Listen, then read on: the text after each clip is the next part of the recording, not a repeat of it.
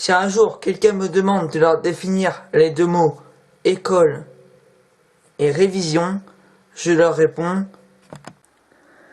c'est de la merde, ouvre ton dictionnaire pour avoir une définition exacte. Après tu fais comme tu veux. Bonjour à tous et à toutes, c'est ThePlayer35 aujourd'hui les amis, on se retrouve pour un nouveau podcast dans lequel je vais vous parler des révisions. C'est parti.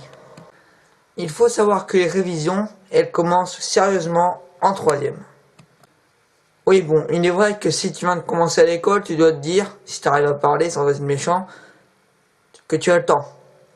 Mais tu sais que c'est vite venu, hein, je te le dis tout de suite. À partir de la dernière année au collège, en 3e donc, tu as 2 examens, l'oral et le brevet. À savoir que pour préparer ces 2 examens, tu as l'oral blanc et le brevet blanc. On peut dire qu'il y en a 4,5. Je sais pas pourquoi demi, mais il y en a 4. Je tiens à dire que tout ce qu'on fait de la primaire jusqu'au collège, c'est pour préparer le brevet. Alors oui, si tu l'as pas, t'as un peu tout fait pour rien, mais bon. Sans t'as toujours le rattrapage. Hein. Mais là, si tu l'as pas, je peux plus rien faire pour toi.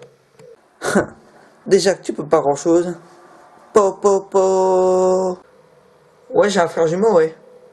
Ouais, c'est un triso, ouais. Si vous voulez savoir, moi le brevet, je l'ai juste eu, tout simplement, sans mention. Mais je m'en fous.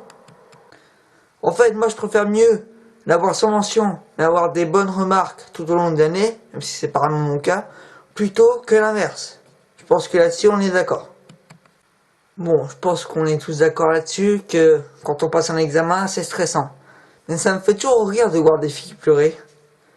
Ouais, je suis un bâtard alors. En fait, quand tu les vois chialer, t'as juste l'impression qu'ils vont se faire descendre. Mais non! Enfin, je crois. Et encore, c'est pas fini, parce que comme je passe en seconde, et je ne suis pas le seul, je l'espère, les examens, croyez-moi, qu'il va encore y en avoir. Mais à partir d'un moment, tu te rends compte que tu révises pour rien. Perso, je préfère qu'il y ait un contrôle continu plutôt qu'une seule note. Pourquoi? Je vais vous expliquer. Tout simplement parce qu'en fait, il y a des petits malins qui branlent rien d'année, mais du coup qui bossent juste pour la dernière évaluation et qui vont peut-être avoir une meilleure moyenne que toi qui a bossé toute l'année. C'est trop injuste. Dans ce cas, je pense que si je fais ça, bah déjà de 1, mes parents ils me défoncent, mais surtout, je viens juste au jour du contrôle. Soyons plus malins que les malins.